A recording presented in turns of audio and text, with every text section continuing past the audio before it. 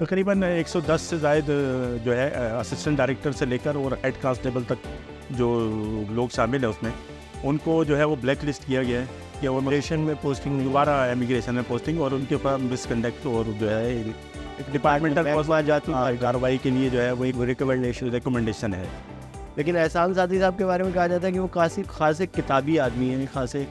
By بک چلنے والے آدمی ہیں. گراؤنڈ ریئلٹیز کو وہ نظر انداز کر دیتے ہیں. وہ آن گراؤنڈ جو آپریشنل چیلنجز ہوتے ہیں اس کے بارے میں شاید ان کو اتنا زیادہ، چونکہ وہ زیادہ تر اپنے آفس میں بیٹھ کے ہی ایڈمنسٹریشن کرنے میں تجربہ رکھتے ہیں، یا اپنے آفس میں بیٹھ کے ہی ایڈمنسٹریشن کرنے کی شہرت رکھتے ہیں. 2 اسسٹنٹ ڈائریکٹر ہیں اس رپورٹ میں، اور باقی تقریباً وسیع اللہ بھٹی جو کراچی میں ہے امیگریشن میں، جن پہ ہم بھی پروگرام کرتے رہے ہیں کہ وہ بہت ہی، اور آپ کو جو ہے عمران جو ہے وہ پوسٹنگ کر دی گئی ہے اسی رپورٹ کی روشنی میں. مقصد پیش کیا گیا ہے. اصل دیکھنے کا مرحلہ یہ ہے کہ یہ وہ 110 یہ وہ لوگ ہیں کہ جو واقعی ایف آئی اے امیگریشن کے آپریشنل اسٹاف ہیں جو آن گراؤنڈ کام کرتے ہیں. اور اس میں کافی نام، خاص طور پہ کراچی سے جو نام ہے، میں ان میں کافی ناموں کو میں جانتا ہوں جو کہ بالکل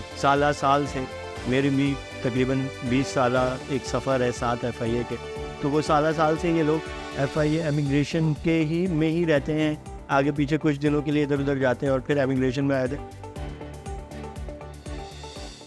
السلام علیکم ناظرین، آپ کا ہوسٹ عادل جواد اور میرے ساتھ ہیں سینئر صحافی نادر خان.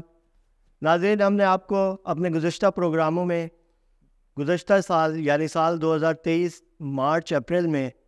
یونان یعنی یورپ کے شہر، یورپ کے ملک یونان میں ایک پیش آنے والا جو ایک بہت ہی اندوناک واقعہ تھا، جس میں پاکستان سے جو سادہ لو افراد ہیں جو انسانی اسمگلرز کا شکار بنتے ہیں، اور وہ بہتر روزگار کی تلاش میں وہ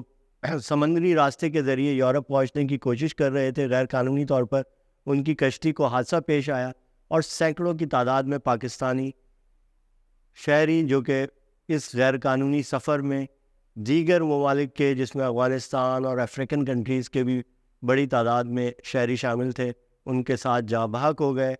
اس واقعے کی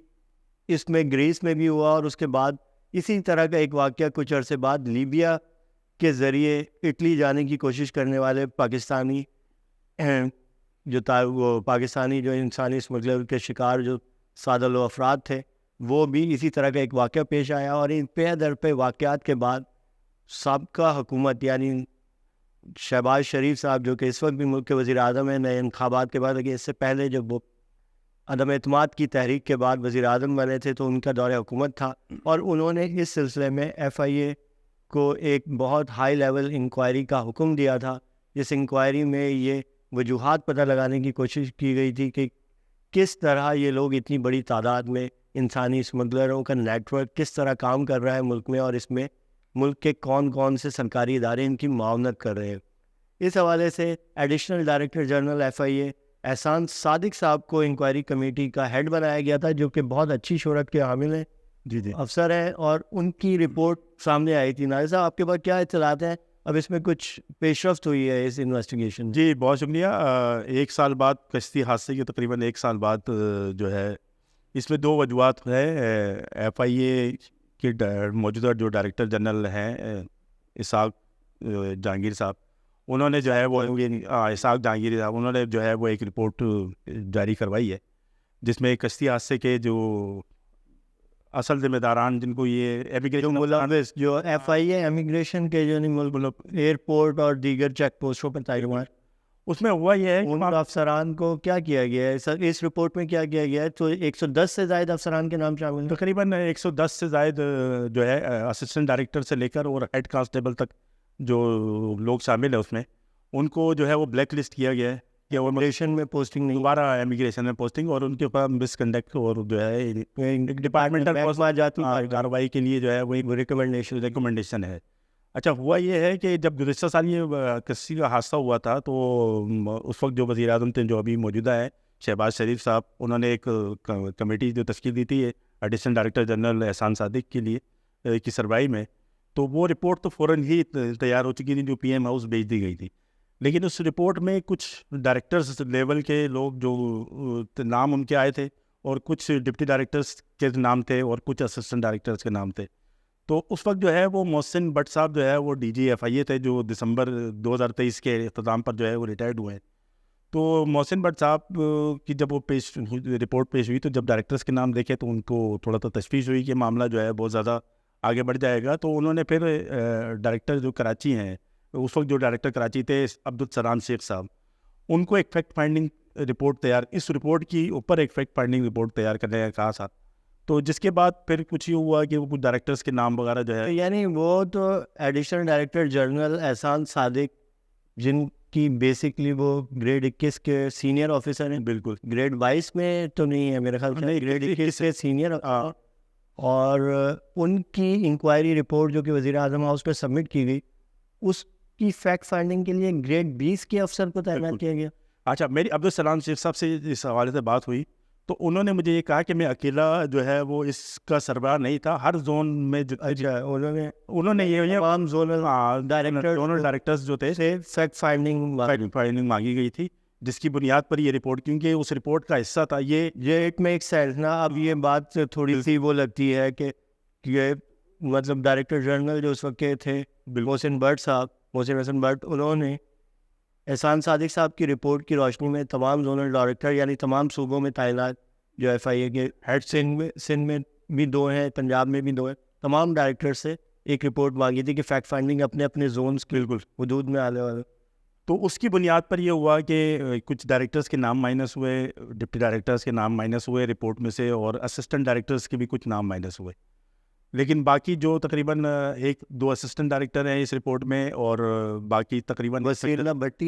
اللہ بھٹی جو کراچی میں ہے امیگریشن میں, جن پہ ہم بھی پروگرام کرتے رہے ہیں کہ وہ بہت ہی, اور آپ کو جو ہے وہ بلوچستان جو ہے وہ پوسٹنگ کر دی گئی ہے اسی رپورٹ کی روشنی میں. مقصد پہلے کافی جب ہوا تھا 2000 گزشتہ سال جو ہے یا کہ 11ویں مہینے میں جو ہے وہ یعنی نومبر اکتوبر میں جو ہے ایک اور رپورٹ جاری ہوئی تھی جو محسن بٹ صاحب جس وقت DG تھے انہوں نے جاری کی تھی. اس وقت 20-25 لوگوں کا نام آیا تھا, جس میں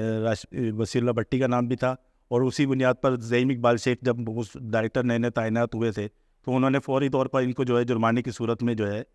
امیگریشن تعدیبی کارروائی کرتے ہوئے ان کو اٹھا کے ادھر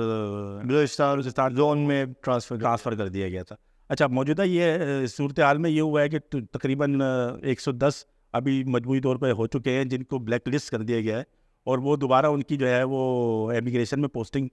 کے لیے باقاعدہ بین لگایا گیا ہے. لیکن اب سوال اصل میں صرف یہ تھا کہ میرا عبدالسلام شیخ صاحب سے بھی جب میری گفتگو ہوئی تو اس حوالے سے, کیونکہ وہ بھی ایک فیکٹ فائنڈنگ رپورٹ کے ایک حصہ تھے, تو ان کو میں نے یہ کہا کہ کیوں ایک اگر نزلہ گرنا تھا تو پھر وہ احسان اللہ صادق کی جو رپورٹ تھی اسی رپورٹ پر پھر سب کے اوپر گرایا جاتا. تو ایسی کیا فیکٹ فائنڈنگ ایسی ہوئی کہ آپ نے بیچ میں ڈائریکٹرز مائنس ہوئے, ڈپٹی ڈائریکٹر مائنس ہوئے. تو انہوں نے کہا کہ یہ جو جتنے بھی انسپیکٹرز اور اسسٹنٹ ڈائریکٹر جو اس نام جن کے آئے ہیں تو یہ وہ لوگ ہیں جو آن گراؤنڈ ہوتے ہیں, جن کی سامنے سے جو آپریشنل ڈیوٹیز ہیں چل رہے تھے. لیکن ان کا دوسرا ایک اور بھی یہ تھا کہ وہ کہہ رہے ہیں کہ امیگریشن کے حوالے سے کافی کوشچنز ہیں, کیونکہ معاملہ یہ ہے کہ بہت سارے لوگ جو ہے وہ کراچی سے اگر فرض کریں دبئی جا رہے ہیں تو وہ تو وزٹ ویزے پہ لیگل طریقے سے جا رہے ہوتے ہیں, تو اس کو امیگریشن وہ کام نہیں روک سکتا. یہ ان کا ایک وہ تھا, تو اس لیے بڑی ٹف جاب ہے. تو اس حوالے سے, لیکن میرا سوال اصل میں ان سے صرف یہی تھا کہ اگر احسان صادق کی رپورٹ پر احسان صادق صاحب بڑے اچھے افسر ہیں اور ان کا بڑا نام بھی ہے, لیکن میں آپ کو ان کا احسان صادق صاحب کو شاید لوگ نہ جانتے ہو, لیکن یہ جعلی اکاؤنٹس کیس جو کہ پیپلز پارٹی کی قیادت کے خلاف بنایا گیا تھا, جس میں نیب کے کچھ 15-16 ریفرنسز بنے تھے گزشتہ دور حکومت میں ہی, 2016-17 میں یہ کیا گیا. احسان صادق صاحب نے اس انویسٹیگیشن کو ہیڈ کیا تھا سپریم کورٹ کے اس وقت کے چیف جسٹس ثاقب نثار صاحب کی ہدایت پر, اور وہ جو GIT بنی تھی جس میں MI, ISI, FBR, CCP اور تمام اداروں کے جو ہے کسٹمز کے سب کے نیب کے سب نمائندے شامل تھے, لیکن اس کو ہیڈ احسان صادق صاحب کر رہے تھے. لیکن احسان صادق صاحب کے بارے میں کہا جاتا ہے کہ وہ خاصے کتابی آدمی ہیں, خاصے بائی بک چلنے والے آدمی ہیں. گراؤنڈ ریئلٹیز کو وہ نظر انداز کر دیتے ہیں. وہ آن گراؤنڈ جو آپریشنل چیلنجز ہوتے ہیں اس کے بارے میں شاید ان کو اتنا زیادہ, چونکہ وہ زیادہ تر اپنے آفس میں بیٹھ کے ہی ایڈمنسٹریشن کرنے کا میں تجربہ رکھتے ہیں, یا اپنے آفس میں بیٹھ کے ہی ایڈمنسٹریشن کرنے کی شہرت رکھتے ہیں, تو آن گراؤنڈ یا آپریشنل پوسٹنگز ان کی کافی کم رہی ہیں. صحیح. تو یہ ان کے ساتھ ایک مسئلہ ہے. تو یہ اس حوالے سے سلام شیخ صاحب کی اس بات میں خاصا وزن ہے. بالکل وزن ہے, لیکن ہم یہ موجودہ جو ڈائریکٹر جنرل ہیں ان کے اوپر بھی کوشچن ہے کہ کیا آیا کہ یہ انہوں نے نئے جو ہمارے وفاقی وزیر داخلہ محسن حسن نقوی صاحب جو تعینات ہوئے ہیں, کیا انہیں خوش کرنے کے لیے یہ ہوا ہے کہ بھائی ہم بہت اچھی کارکردگی دکھا رہے ہیں اور اپنی رپورٹ پیش کرنے کے لیے اس کے اندر جو ہے, لیکن 110 سے زائد جن لوگوں کو بلیک لسٹ کیا گیا ہے, اصل دیکھنے کا مرحلہ یہ ہے کہ یہ وہ 110 یہ وہ لوگ ہیں کہ جو واقعی ایف آئی اے امیگریشن کے آپریشنل اسٹاف ہیں جو آن گراؤنڈ کام کرتے ہیں. اور اس میں کافی نام, خاص طور پہ کراچی سے جو نام ہے, میں ان میں کافی ناموں کو میں جانتا ہوں جو کہ بالکل سال سے میری بھی تقریباً 20 سالہ ایک سفر ہے 7 ایف آئی اے کے. تو وہ سال سے یہ لوگ ایف آئی اے امیگریشن کے ہی میں ہی رہتے ہیں, آگے پیچھے کچھ دنوں کے لیے ادھر ادھر جاتے ہیں اور پھر امیگریشن میں آتے ہیں. اگر ان لوگوں کو بلیک لسٹ کیا گیا ہے تو آیا اس پر عمل درآمد ہوگا بھی یا نہیں, یہ ہے دیکھنے کی بات بھی. چلیں بالکل یہ اگلا کوشچن ہے کہ چلیں یہ اس حوالے سے ناظرین ہم آپ کو مزید اپڈیٹ دیتے رہیں گے. اس حوالے سے جو 110 ملازمین یا اہلکاروں یا افسران کے نام ہیں, ہم ان ناموں کی فہرست جو ہے اپنے اس کے ساتھ جو ہے اپلوڈ کر دیں گے, ہم دکھا دیں گے اپنے ناظرین کو کہ اس میں کون کون سے نام شامل ہیں. شکریہ.